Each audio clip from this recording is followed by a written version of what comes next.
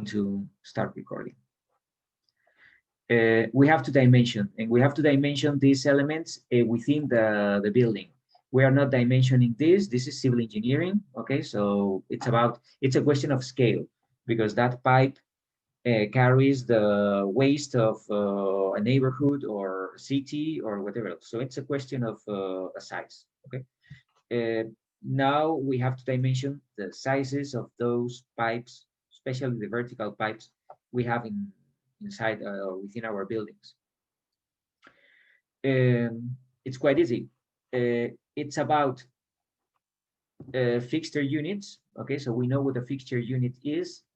We have water supply fixture units, or we have drainage fixture units, and those are related to the fixtures that we have here. Okay, so each fixture, the automatic dishwasher, has 3 fixture units.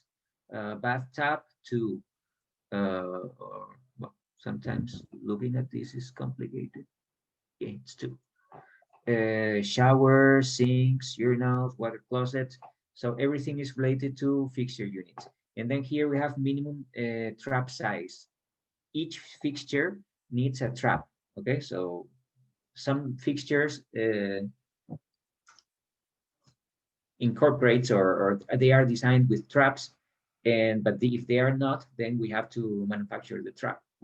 Okay, but it's mandatory. So each fixture need a trap, and this is the minimum trap size. And I want to stress this minimum. It can be bigger. Okay, so if the minimum is 1/2, it can be 2, no problem. And these are the fixture units. If you open the Revit file, that's why we did it directly with the Revit file, because here we have 4 fixture units for toilets. Does it match with the water closet here? Yeah, 4. If it's a private use water closet, or is it a urinal?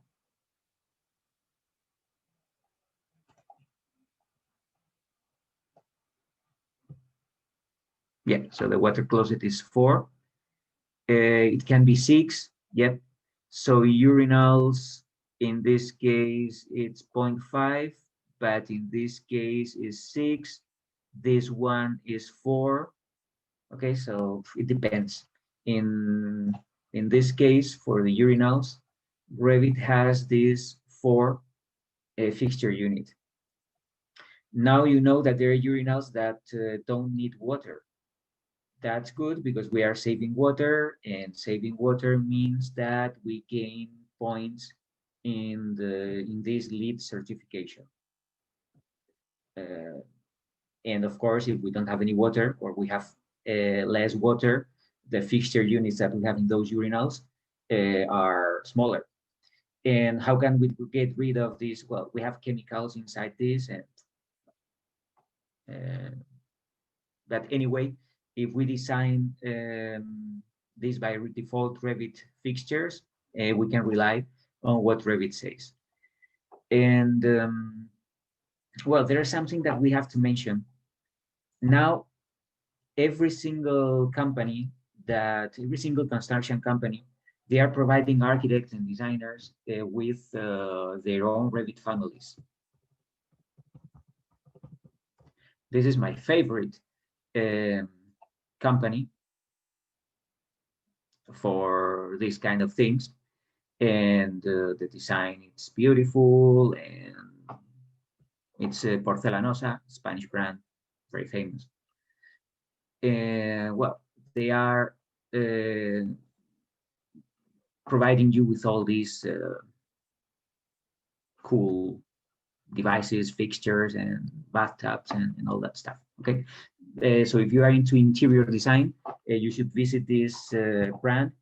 It's a multinational now. They have, I'm sure that they have Porcelanosa. I'm sure they have branches in the USA.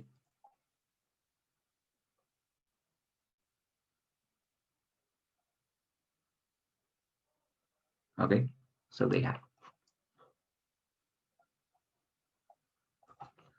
But the good thing is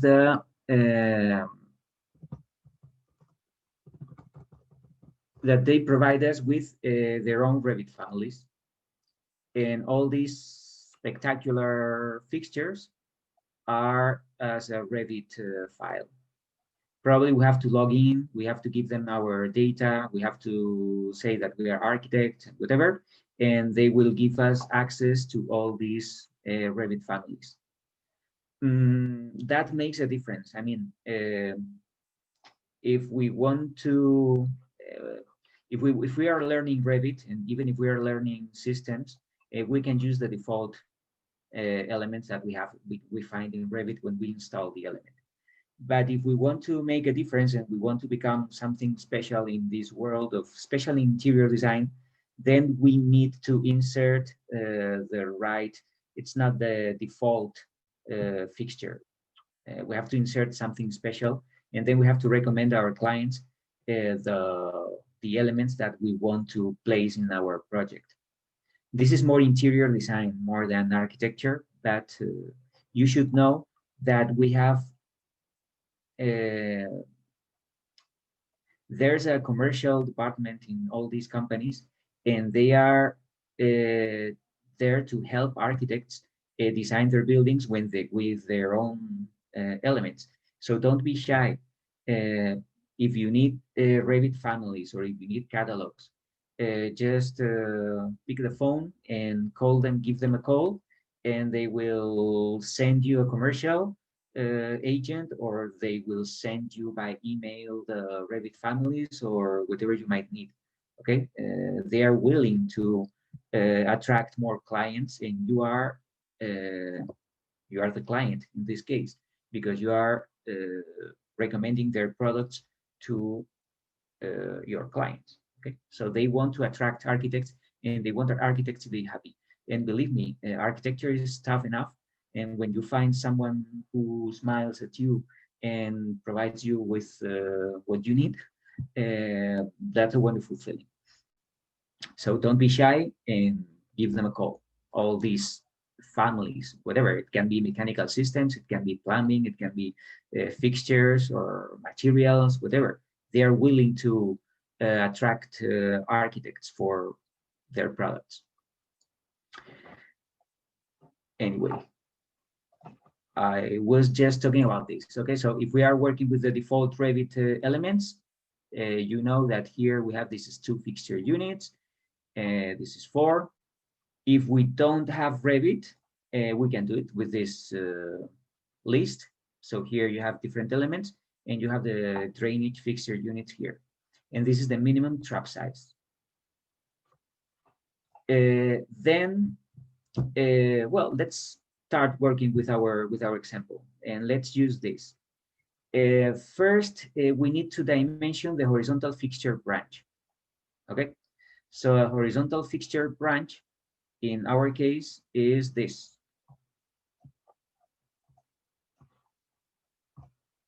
Okay, so this is the horizontal that is attached or is connected to this vertical one.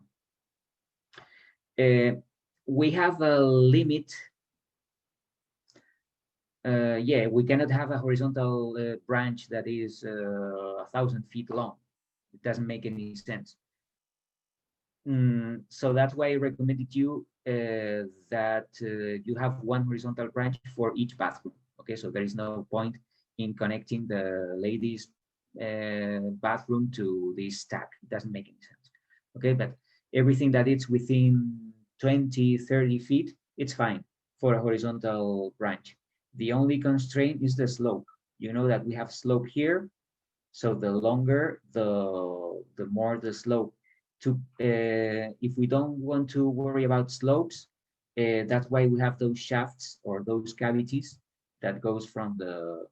Okay, so in that case, we can go with this with the slope, and it won't appear through the false ceiling of the first floor. Okay, so if we are designing the second floor horizontal branch, and if we have a slope like this, we have to be careful because it will end up appearing in our first floor ceiling. So we have to be careful with that. Anyway, there is not a limit, but it's common sense. So each bathroom should be connected to a different vertical stack. So let's dimension this. By default, well, this is another rule of thumb. If the pipe that goes out of the fixture is, in this case, 4 inches, okay, we cannot go to a smaller, so this at least has to be 4 inches, at least. We have to check if 4 inches is enough. If it's not, it can be 6 or whatever. But this is fine because this is 2 inches and this one is 2 inches. Okay, so if we go in this direction, it's fine. We can go from 2 to 4, but we cannot go from 4 to 2. Okay, so be careful. It's common sense, but sometimes we forget it. So let's talk about this horizontal branch. So let's calculate the maximum diameter of this. So the maximum diameter will be this one, in which we have 1, 2, 3 toilets and 2 urinals connected to this. So let's design this last element. And we don't have to reduce it. It doesn't mean that, okay, this can be maybe, well, this is 4, so this has to be 4. But if these were 3, with sometimes it's even easier for workers working with the same pipe here. So it wouldn't be a bad option if we extend this all the way here and we even connect this to a 4-inch horizontal branch. It wouldn't be harmful. Okay, we can do that, but anyway. So let's calculate this. So first, we need to compute the total fixture units that we have in this branch. It's quite easy because with Revit, we know that this is 4. So we have 1, 2, 3 toilets, and in urinals, we also have 4 fixture units. So we have 5 elements, 1, 2, 3, 4, 5 times 4 fixture units. So here we have 20 fixture units. Okay, quite easy. Now in this table, for the horizontal branch, well, here we have 20 fixture unit branch. Okay, so this is horizontal, and those are stacks. Those are vertical, and those are horizontal. So for 20, the nominal pipe diameter could be 3. Okay, if it's more than 20, it has to be 4. I think 4 would be better. Okay, but look at this. It can be 3, but in our case, if the pipe that comes out from the toilet, it's 4, so at least this has to be 4. Okay, but we have to check this. So if we connect more than 20 fixtures, it has to be 4, but it's up to 160. So look at how many fixtures we need to be above 160. If with 3 toilets and 2 urinals, we have 20, we would need 8 times, or yeah, 8 times this toilet to have more than 116, and then we would need a 5-inch horizontal branch. Okay, so 4 is enough, and that makes sense. So after calculating 3 or 4 restrooms like this, okay, what is the horizontal branch for a restroom? If we have 5 toilets or 6 toilets, 4 would be enough. Okay, so remember that 4, it's a good number for restrooms and with more than 3 or 4 toilets. So both horizontal branches should be the same. Okay, so this is 4 and this is 4, that's fine. What about the vertical stack? So for the vertical stack, we have this. This is 1 stack of 3 branch intervals or less. What is a branch interval? This. Okay, so how many branches we have in this stack? We have 2, 1 and 2, because we have 2 floors. If we had the 3rd floor, we would have 3 intervals. If we had another restroom here and we were using the same stack, if we had two restrooms, two symmetrical restrooms, so there will be four connected to the same stack. And then we should go to these stacks with more than 3 branch intervals. Okay. In this case, if we have fewer than 3 branches, and in this case we have only 2, we are here. How many fixture units do we have? 20 plus 20. We have 40 fixture units. So what would be? So it's up to 48. What would be the minimum size? 3, even for the stack. Again, our toilet uses a 4-inch duct or pipe, so this has to be at least 4. Okay, that's fine. So that's it. 4. This is 4. If I were designing this, I would make this bigger. 5. And then for this horizontal one,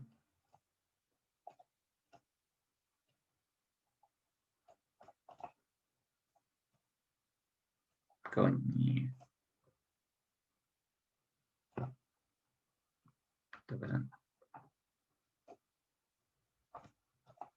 Okay, let me do it from the east elevation.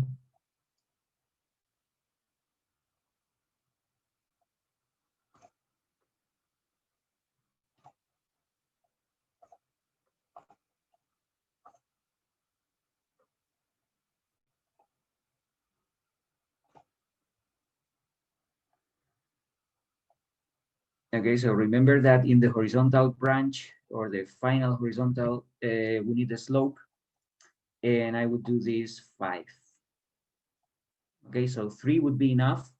4, it's good, but just connecting 2 different branches, 2 different 4 horizontal branches, I think the final vertical, it's better if it's 5. Okay.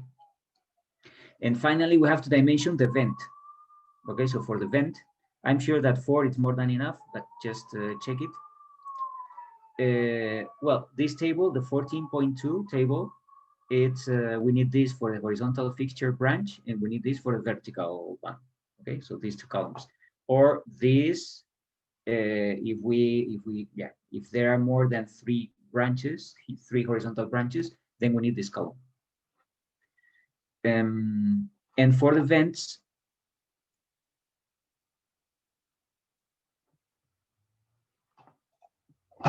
okay, this is the vent diameter.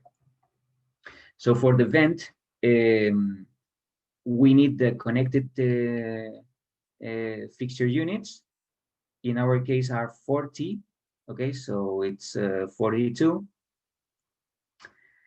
The maximum developed length of the vent is the height of this vent from the lower point, from here to there. What is it? On the east elevation, I think we can annotate.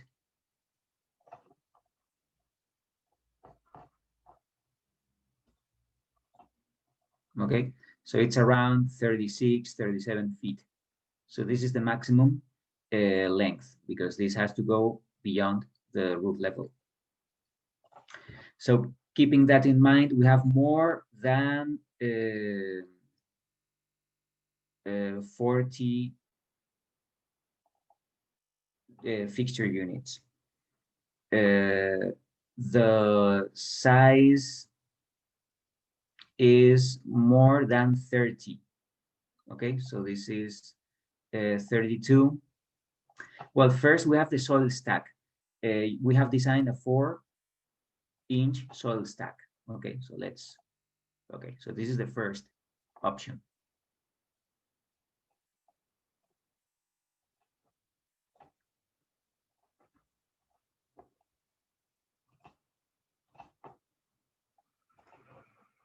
Okay, let's do it. First, the soil waste stack. In theory, it was 3, but we have decided that it's 4. Okay, so and then we have to check how many fixture units have we connected. It's 40, so 100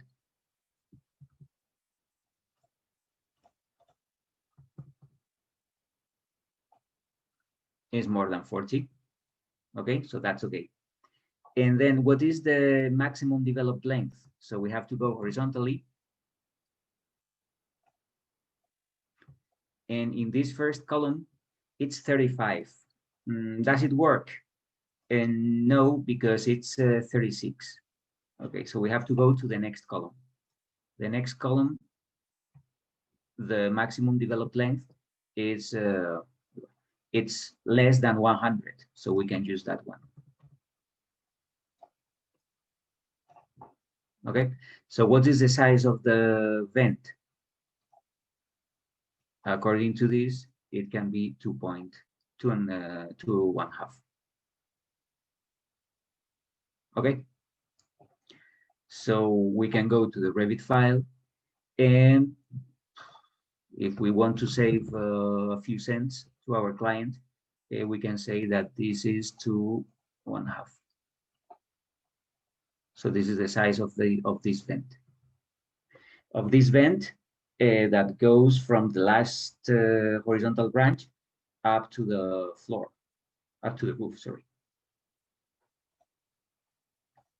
Okay, so it's quite easy. If we use this table, what is the size of the stack? The maximum size is 4.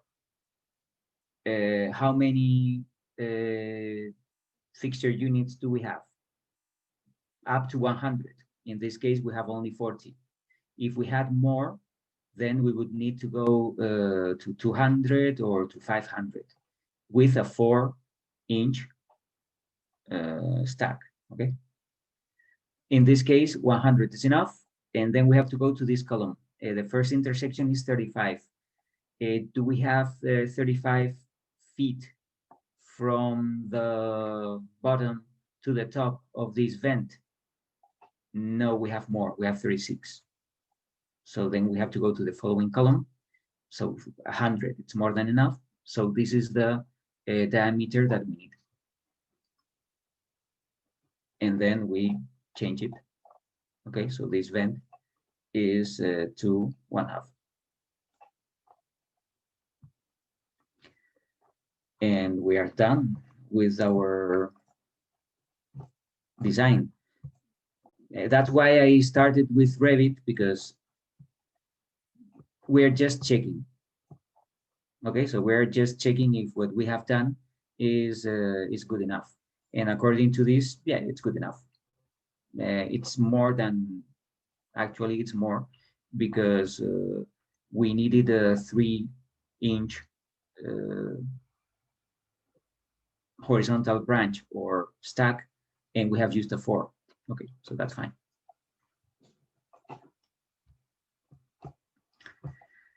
When we are using Revit, we don't have to think about it. We know that by default, it will work. So we don't have to calculate anything.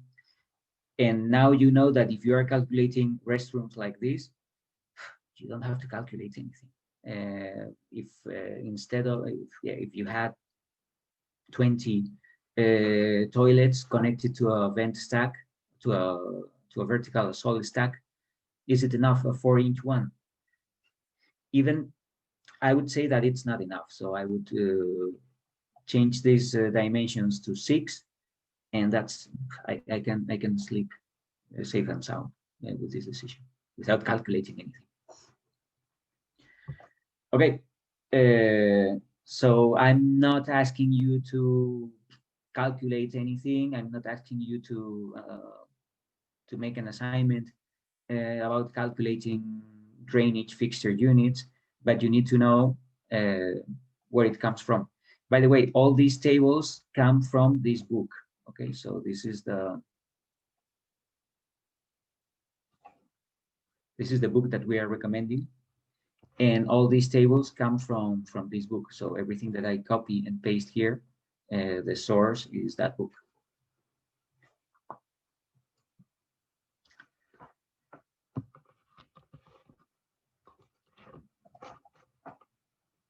Okay, so I think we are done with the soil and waste stack.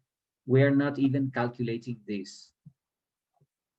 Well, let's try just in case, because those are the sinks, and I told you that we need another stack vertical and waste stack going down and vent stack going up. By default, we have this one half. Let's check it. How many fixture units we have here? 2. Okay, so this is 1, 2, 3, 4. Okay, so we have 4 fixture units. So let's calculate first the horizontal branch. We have 4 fixture units. Okay, that's good. We have to change something because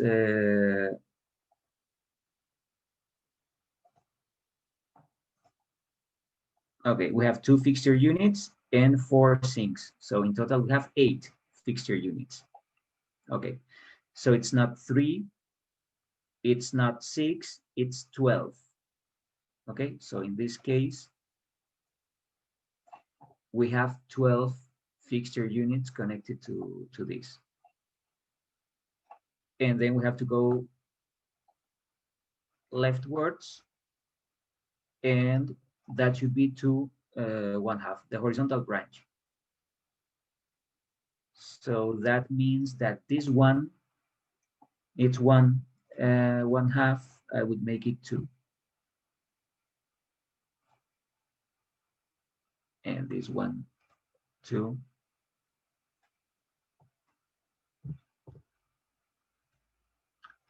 And this one has to be 2 as well. Okay, so it's a good thing that we have calculated this, because here we do have to change something. This is 1/1/2.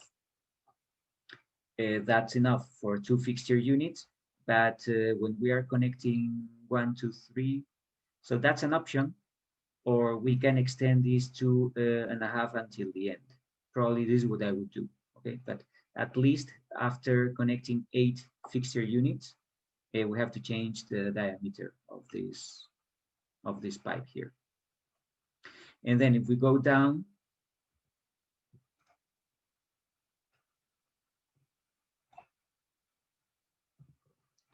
and we have to connect this one here,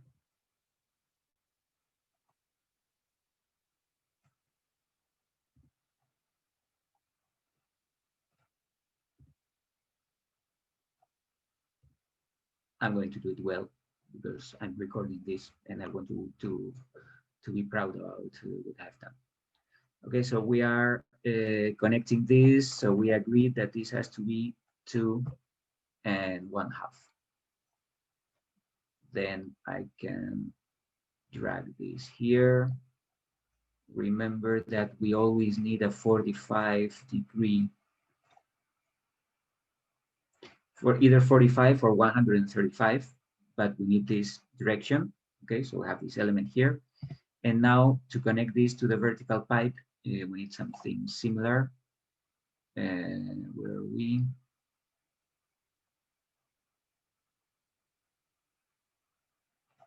Yeah, we are.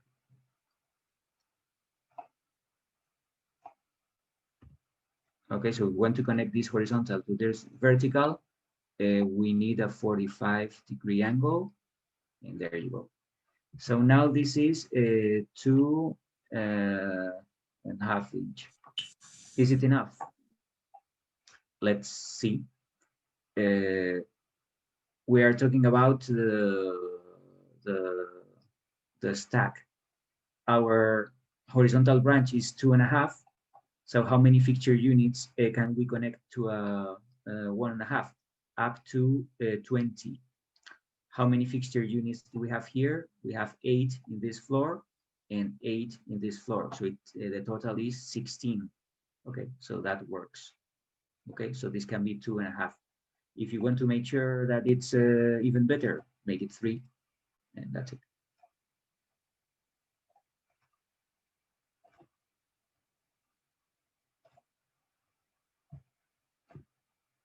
Okay, what about the vent?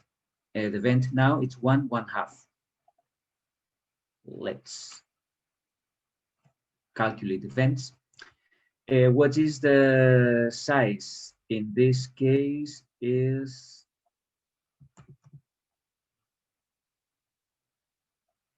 2.5. How many fixture units do we have connected there? We can connect up to 42 fixture units. We have only 16. Okay, so that's fine. And what is the maximum length?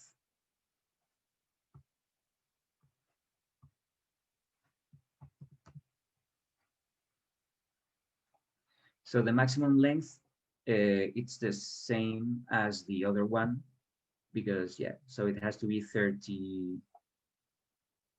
It was 36. Well, this is bigger. So the maximum developed length, it's the same, 36, 37 feet. So this 130 is not enough. So we have to move it here and there. And now this can be 2. Okay. So this one is 1/1/2. It's not good enough. It has to be 2. There you go.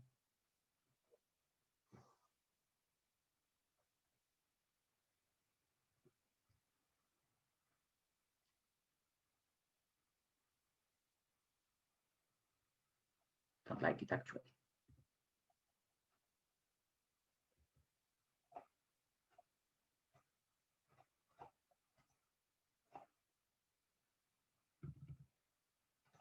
North.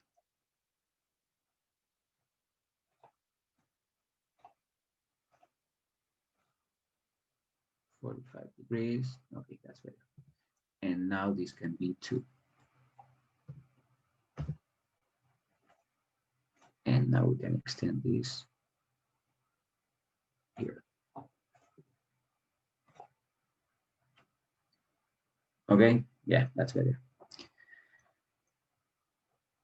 And that's it. So first we have calculated the horizontal branch. Then we have calculated the size of this vertical stack. And we have only 2 horizontal branches. And finally, we have calculated the vent. Okay, so the procedure is always the same. No, but it's a good thing that we have understood that with toilets, it works. By the default toilets that we have in Revit, it works. But with using the default sinks that we have in Revit, then we have to change the size of this vent stack, because 1/1/2 it's not enough.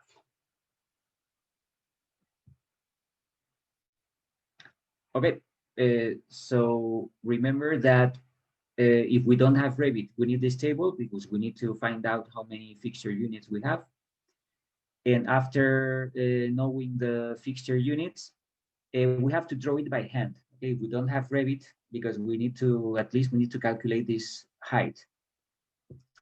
If we have Revit, we can just measure the height and that's it. But we only have to use this table for the horizontal branch and for the stack, and we have to use this table for the vent stack. Are we done with this? No, we are not, because now we have to calculate the storm water drainage, especially if we have flat roofs. If we have gutters, yeah, we can dimension the gutter, but it's easier. But the problem is that if we have this flat roof and we have to run these stacks inside the building, we have to be careful. It's more demanding because If we have a gutter and there is a leak in the gutter, it doesn't matter because it's out of the building. But if we had a leak here, we will be introducing rainwater inside the building. So that's if we have a leak or a jam, the most, yeah, the risk of having these flat roofs with drains, it's having jams. We can have jams because of leaves. Now in autumn, it's very beautiful. We see everything with leaves. It's raining, the leaves are falling. But sometimes we have dead animals, insects. So it's very likely that we can have jams, especially in these flat roofs. Okay, that's maintenance. So from time to time, we have to come here and we have to review all these drains, especially the gaps, and make sure that there is nothing dead here. Okay. But well, we are dimensioning this. What do we need? We need this. We need the rain intensity for 15 minutes of precipitation in inches. It's not a question of how much rain we have throughout the year. It's a question, what is the intensity of rain in 15 minutes? Maybe it rains only 15 minutes a year, but that day it pours. Okay, so it's not a question, no, it's always raining, but it rains, no, it's a soft rain, and that's fine. But in these areas, especially in the south, probably it doesn't rain as much as it rains in New Hampshire, but I'm sure that when it rains a lot, and then this is what matters to dimension these elements. Okay, so the amount of rain that we can have in very few, or just in 15 minutes or in 1 hour, that's what matters to dimension the system, not the amount of rain that we have throughout the year. Well, so we have this, and look at this. The maximum number, it's here. Why? Because, well, I'm not an expert in geography, the United States geography, but I would say that this is the tornado alley, is it? Okay, so it comes from the Gulf of Mexico, Texas, and it goes that way. So there are moments in the year in which we have a lot of rain here. In New Hampshire, it rains more than in Texas, I'm sure, but there are moments in which here it rains much more than in New Hampshire. Okay, so this is the feeling that that we need. If we have flat roofs here, you might say, but it hardly ever rains. Yes, but when it rains, we need a good system. And here it's raining, well, it rains a lot. Yeah, but it's a soft rain and it's not as dangerous as this one, okay? So I think that makes sense that in this central part of the United States, we have the highest rainfall intensity. Okay, it makes sense. But here, I know that in Portland or in Seattle, it rains a lot, but it's not, it's even less risky than in New Hampshire. Okay, so the risk is here in this area. Well, all this line here. Okay, so we need to be aware of that. And now, I don't know because I don't have data about the, the water pipes or the rainwater stacks in the TDS center. So I'm not there and I can't check it. But so I have made up this example. So let's calculate this, okay? So well, by the way, this is a downspout. It's not a stack, it's a downspout. Okay, this is the vertical pipe that carries rainwater. So let's check this. So the size of each downspout is based on the number of downspouts and the roof area. Okay, so first we have to divide this, the roof area, into different sectors. What is there a rule of thumb to divide this? Well, it's not a rule of thumb because it depends on the rainfall intensity, and it's different in different places of the United States. and it depends on the size of this. What would I do? I don't know. I wouldn't have more than 2,000 square feet for each. We are talking about flat roofs, okay? In roofs with an angle and a gutter, it can be different, and we can have bigger uh, rectangles. But when it comes to flat roofs, I would say that 2,000 square feet would be enough, between 1,000 and 2,000, because otherwise we would have to use huge rainfall downspouts, and it doesn't make any sense. Okay, so up to 1,000, 2,000 square feet, I think it's good. So this is the first thing we have to do. We have to divide our roof, if it's a flat roof, into 2,000 square feet rectangles, and then we have to place this. Where is it? Is the middle the best place? I don't know. We can either place it in the middle or somewhere, but we we need to understand that there will be a vertical pipe going through the. So if we don't want to see that, and we don't want to see a vertical pipe in the middle of our bedroom, so then we need to make sure that this pipe doesn't affect our design, because it has to be there. So it doesn't have to be in the middle. I don't know. We need to design the layout of our plan, and then we need to find a place in which we can place all this. In the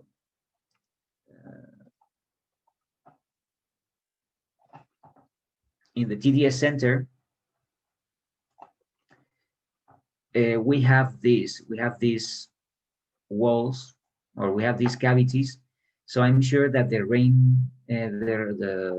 rainwater downspout would be here. Okay, so here we would have the stacks for the soil stack, the waste stacks, the rainwater downspouts. So that's why we have all these elements here. Okay, they're useful because at the end we will end up having a lot of pipes going down. So that's why it's good having these areas so that everything is flexible. So if this is the TDS center, I'm sure that yeah, it will be divided. So there will be a sector here, and there will be a downspout here, and there will be another downspout there. So there will be like 2,000 square feet here, 2,000 square feet in that side, and there will be a downspout here and another one there. This is my guess, but I'm not sure. Anyway, in this exercise, we have 3,200 square feet roof, and I have decided, because I'm conservative, that I don't want more than 1,000 square feet for each downspout. So if we divide this between 3, it will be more than 1,000. So I want to be less than 1,000. So that's why I have divided this into 4. Okay, so I have divided 3,200 into 4 different sectors, and then we have 800 square feet each.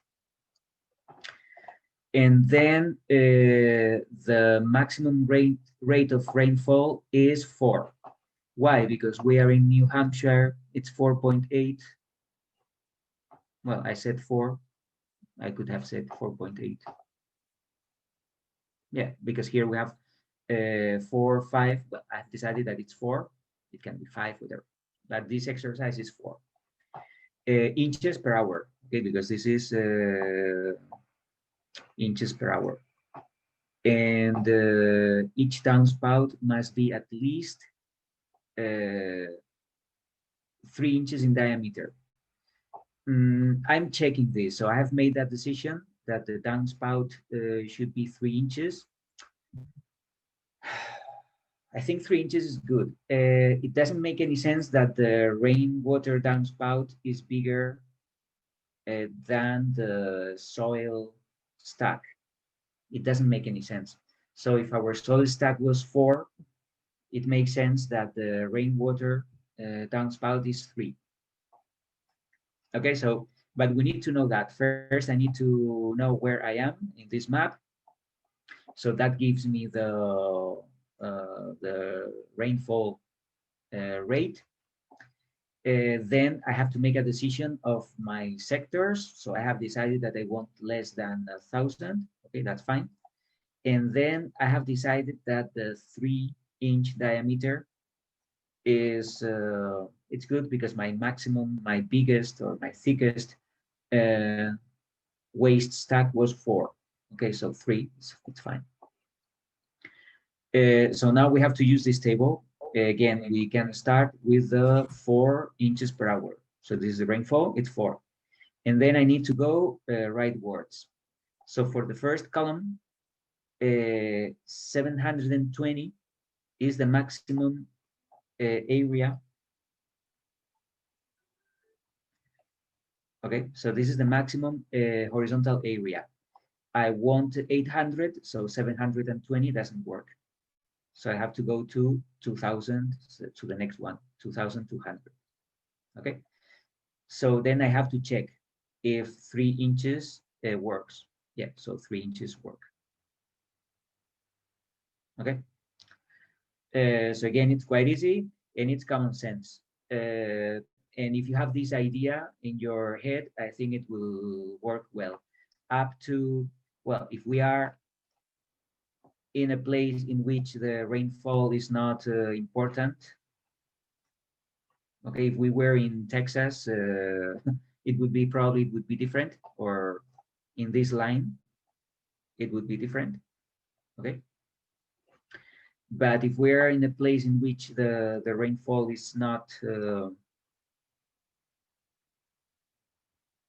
very high, from 4 to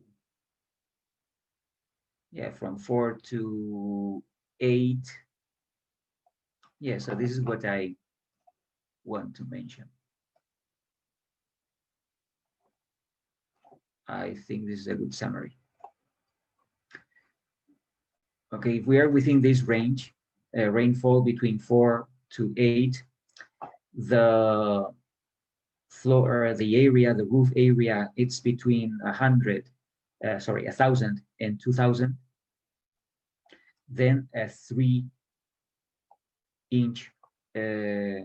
downspout will work. Okay, so this is what I tend to think. I don't want to calculate this. I don't want to waste my time calculating this anytime I design a building. So I have this rule of thumb. If it's if the rain, it's not if we are not in a tropical area in which we have very intense rain. If our roof areas are between 1,000 and 2,000 square feet, I can get by with a 3-inch downspout. That's it. And now I need to place it. Where? Well, I told you that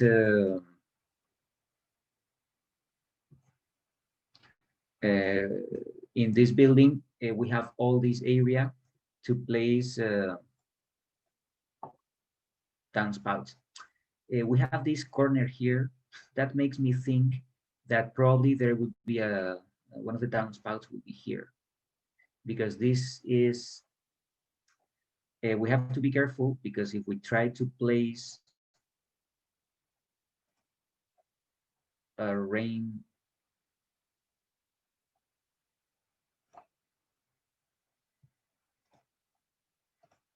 pipe here,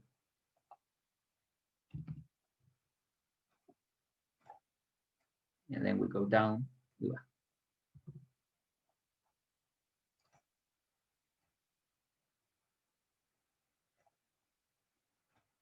Okay.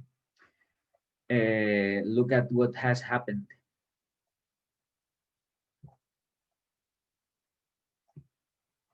If it's in the same vertical, we have connected the rain to the drainage. Huge mistake. Okay, so don't do that. So that's why probably we have this element here, so there will be a downspout, a rain downspout there. So let's do it. in our north elevation.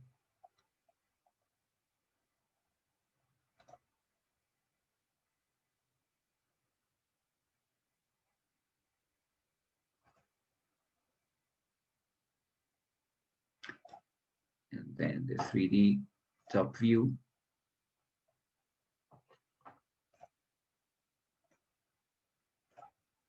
It'll be here.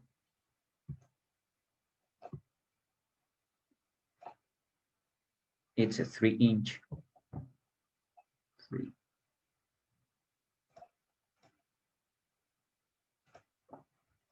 Element.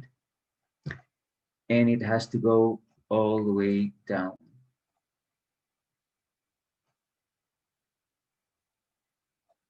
There you go. And then it's a good thing that the sanitary system, it's below this level. Okay, so this can be a good level for the water. I told you that always the sanitary system is the lowest one, because if there's a leak, it cannot affect anything else. Okay, so I think this is good. So with this option will be done. Why do we have this in the middle? Well, because looking at this, we have this chamber here. So what's the point of having this chamber here? Because I'm sure that there's a vertical element somewhere here. In this case, the downspout for this sector would be somewhere here, but without interfering this horizontal branch that we have for toilets. Okay, so we have to, probably it's in this shaft, okay, because we have a shaft here with air ducts, so there might be something else here. I will.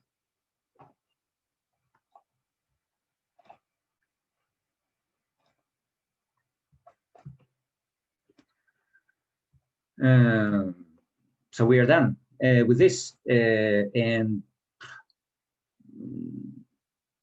I think this exercise is representative for 90% of restrooms that you might design in your professional life. Okay, so if you memorize or if you internalize these sizes, 3 inches for the rainwater, 4 inches for the toilets, 2.5 for the sinks, that that will work in 90% of the buildings that you might design.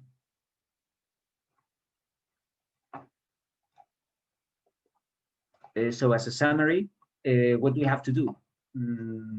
When we have to design this system, first we have to determine the water supply fixture units for hot and cold water. Okay, so if we are not using Revit, we have to go to the first, well, to the sanitary, because there are 2 lessons. So we have to go to the sanitary, this one, okay, the water supply fixture units of the supply, not the sanitary, sorry, the supply system. So second, we have to draw the layout of hot and cold water and specify the diameter of pipes. Yeah, if we have Revit, we can do this directly, or we can do a sketch before. I don't know, depends. Then we have to determine the drainage fixture units of our sanitary system. We have to draw the layout and specify diameter of branches and waste and vent stacks. We have to draw the stormwater downspout. And okay, that's important. We have done this. We have to locate the stormwater tank. If we want to gain points in this LEED certificate, we need a water tank to collect all this rainwater. Okay, so somewhere between in our basement. So if we have a basement, and if we don't have a basement at the foundation level, we need to place this stormwater tank.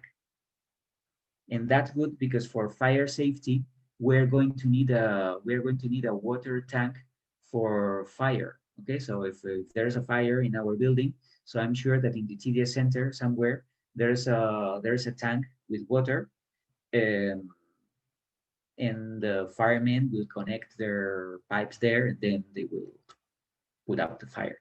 Okay, so in every public building this is mandatory. We can have a fire water tank, or we can have only one, so we can collect the storm water tank in that tank, or we can collect the storm water, the rainwater in that tank, and then we can use it for the fire safety.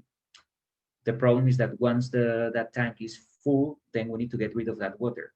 Okay, but that's another issue. Anyway, but we need a water tank to collect the rainwater.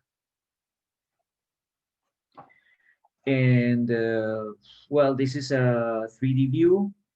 After we leave our house, then we need to collect the rainwater to this well, the storm water.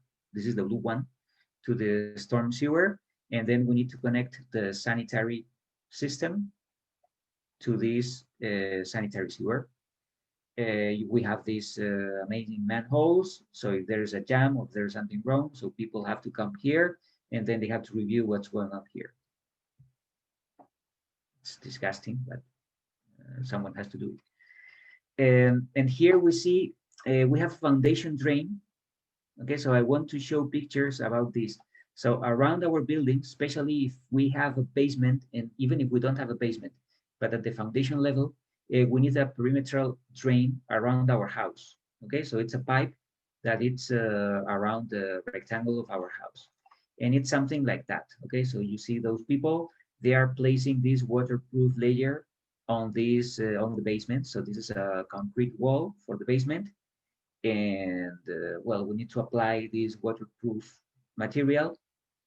And then we need to place a drain, a pipe here. Okay. Then we fill this with gravel. And finally, we fill it with the rest of the sand. Okay. But well, these are two stages of the same work. So they are working, they are placing this here, and they go out, they place the drain here at this position, and then they fill it with gravel, and then they will, well, they have to place more waterproof up to the top of the basement. But this is important. Okay, so this is the sanitary system, and this is to get rid of the rainwater that it's outside of our building, but the water outside our building wants to enter our building, so we have to place here a waterproof layer because otherwise our basement would be like a pool. Okay, so we have to do this, and then we have to place this drain because eventually we need to connect this drain to the roof drain. So here we have a gutter and we have this downspout. Okay, this is not within the building because we have a roof like this. But this foundation ring, eventually we have to connect this to this, and then finally we have to lead all this water to the storm sewer. Sometimes we forget this, and it's important. Okay, this drainage, this foundation drain, and this is a detail about this. Okay, even well, here we have basement, but even if we don't have a basement, if we have a crawl space here, we need to place this foundation drain here.